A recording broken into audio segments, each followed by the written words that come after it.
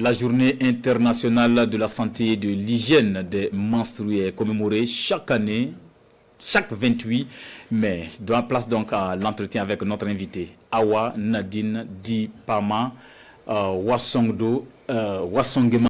Voilà, merci de répondre à notre invitation. Merci bien. Madame Wassongema, pourquoi une journée internationale dédiée à la gestion des menstrues? Merci pour cette question.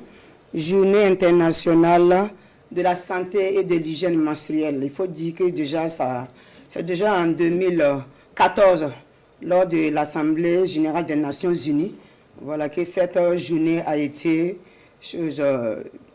dédiée, choisie pour gérer les menstrues. Et quand on dit 28 mai, c'est une date symbolique. 28 comme le cycle moyen, 28 jours, et également 5 mai, 5e mois de l'année, et 5 comme le nombre de jours pour l'écoulement des menstrues. Donc 28 mai, voilà, c'est la signification comme ça. Et pourquoi célébrer les menstrues?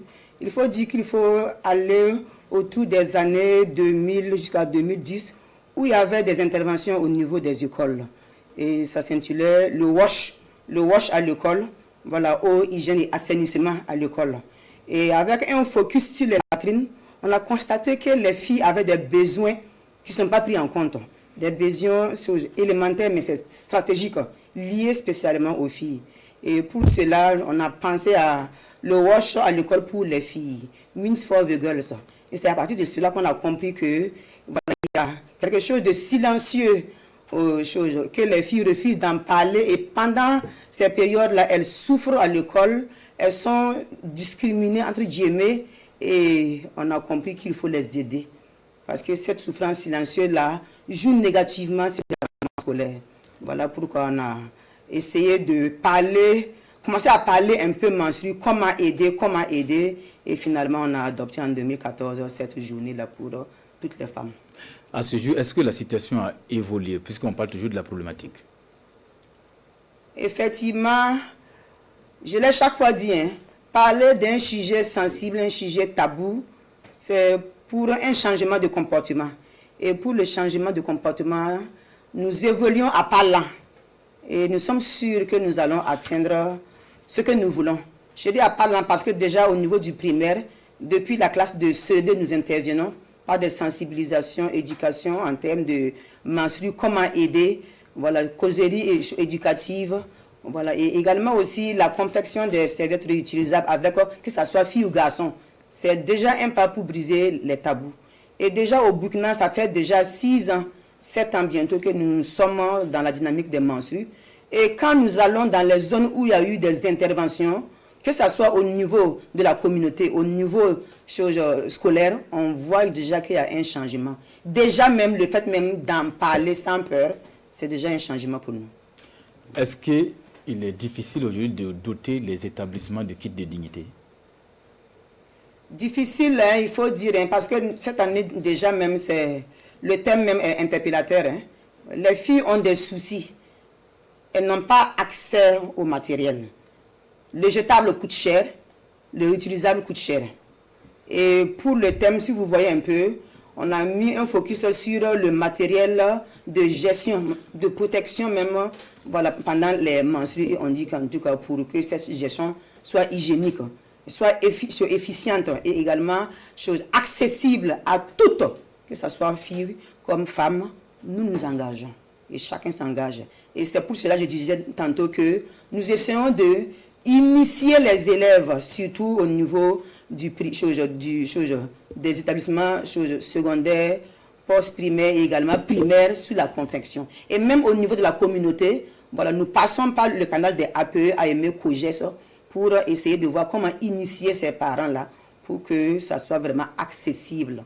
Voilà, doté, voilà, il faut penser à un catalogue minimal pour insérer dans ce catalogue-là ce kit-là. Il faut dire déjà que certains pays en Afrique le font déjà. Et au Burkina Faso, nous sommes en marche. Et déjà dans le plan de développement stratégique du MENA-PLN, voilà, que ce soit pour l'éducation de base et choses secondaires, On a déjà injecté beaucoup d'argent pour cela, pour voir comment aider déjà par sensibilisation, infrastructure, voilà, et voir comment initier surtout. Voilà, on l'a chaque fois dit, hein, vaut mieux initier que chaque fois donner. Quand on donne, on a toujours tendance à attendre de quelqu'un. Mais si on est initié, on peut le faire facilement. L'UNICEF est votre partenaire, il y a bien d'autres partenaires également. Aujourd'hui, c'est quoi le défi pour vous, MENA PLN? Oh, il faut dire que c'est toujours, c'est un changement de comportement que nous voulons. Donc c'est un grand défi. Le changement de comportement, il faut chaque fois sensibiliser, chaque fois mobiliser surtout. Voilà, il ne faut pas baisser les bras. Et également aussi, bon, on l'a dit, hein, cette journée même là, c'est d'abord pour susciter l'engagement au haut niveau, que ce soit les autorités jusqu'au plus bas, pour dire pour cela, je dois faire un acte pour m'engager et aller encore plus de l'avant. Les défis sont énormes parce que d'abord, il n'y a pas d'infrastructure.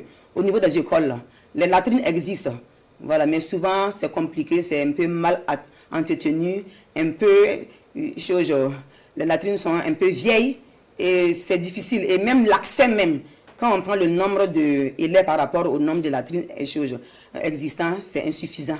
Et ça, c'est un défi parce que quand on fait le rapport avec les études, voilà, UNICEF au Burkina Faso en 2013 et en 2015-16, c'est ressorti que 81% des filles disent qu'elles préfèrent aller à la maison se changer au lieu d'utiliser les latrines de l'école. Donc c'est vraiment un défi. Après la sensibilisation qui est un défi, pour avoir des connaissances sur les menstrues, voilà, les infrastructures, il est temps d'agir pour cela. Et il y a également aussi le matériel de protection, voilà, qui est vraiment un défi énorme pour les filles actuellement. Il y a des pays où actuellement l'on parle de congé menstruel. Est-ce qu'au Burkina on y pense?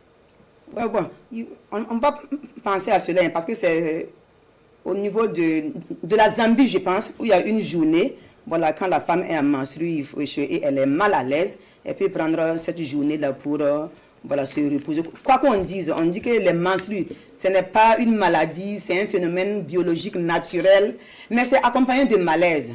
Et quand ces malaises-là sont atroces, là, qu'on permet à la femme vraiment de se reposer pour mieux gérer ses menstrues. Il faut rappeler que cette journée que l'on célèbre au niveau mondial, ce 28 mai a été célébré par anticipation au Burkina Kokologo. C'était donc le 26 mai dernier. Madame Wassongma, expliquez-nous un peu le thème, je rappelle, c'est pour une gestion hygiénique des menstrues efficiente et accessible à tous. Je m'engage. Oui, il faut dire qu'au niveau international, le thème là est interpellateur. C'est juste je m'engage. Je m'engage pourquoi? Et à chaque pays de voir dans quel domaine il va s'engager.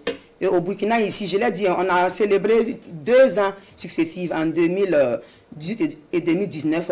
Voilà, sur le thème, il faut agir. Et on a beaucoup fait des tapages sur les infrastructures. Parce que les élèves disent qu'il n'y a pas, voilà pourquoi je retourne à l'école. Mais cette année-là, on a dit qu'on s'engage pourquoi? Et de commun accord avec tous les partenaires qui interviennent dans ce qui est promotion de l'hygiène menstruelle au Burkina Faso, nous nous sommes dit, mais pourquoi ne pas faire un focus sur le matériel de protection? C'est très capital. Parce que sur le terrain, des enfants, des filles donnent des témoignages. Comment avoir 600 francs pour le jetable, alors que c'est chaque mois. Et 600 francs, ça ne suffit pas pour gérer les menstrues les 5 jours là. Il faut ça fait 1200. Et 1200 jusqu'à 12 mois, c'est un budget. Et les élèves qui ne travaillent pas, où ils vont avoir ça?